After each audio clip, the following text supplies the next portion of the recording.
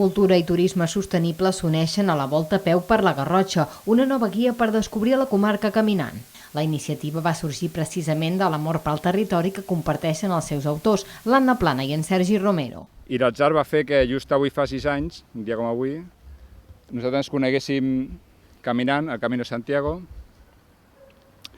i aquest atzar em va acabar portant a mi també aquí a la Garrotxa. Jo sóc del Vallès i vam acabar 6 anys després visquent aquí i caminant, coneixent i enamorat d'aquesta comarca, que cada vegada quan més la camines, més t'enamores, t'engatges subtilment. Ens agradava la idea d'eixamplar els coneixements de la comarca d'una forma acollidora, tranquil·la i sostenible. I el segon dels objectius que teníem era que la gent redescobreixi el plaer de caminar.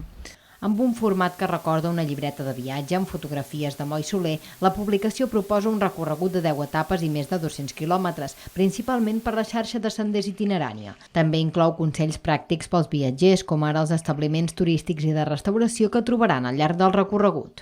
Compleix amb les 3 grans ofertes turístiques que tenim aquí. Una és que la gent podrà descobrir el nostre territori, la naturalesa, aquest paisatge que tenim, podrà degustar, o sigui, gaudir de la gran gastronomia que tenim aquí a la comarca i, a més, pernoctar en tots els establiments que tenim.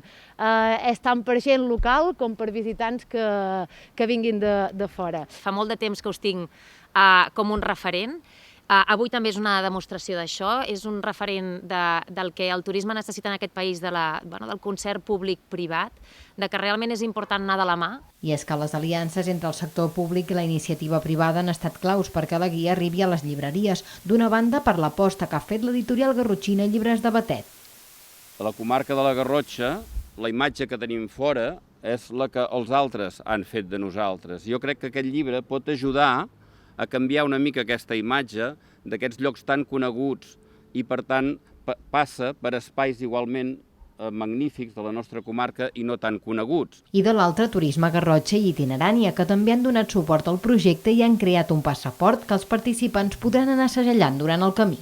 Un passaport amb el qual segellem 10, a partir d'aquí als 10 se'ls regalarà una motxilla, també vinculant-ho amb totes les accions i amb el projecte global una miqueta de Turisme Garrotxa també tindran directament 30 euros de gratuïts dintre del que és l'aplicació de la Prop, amb el qual podran també després fer consum i consumir en diferents establiments que formin part de la Prop a tota la comarca.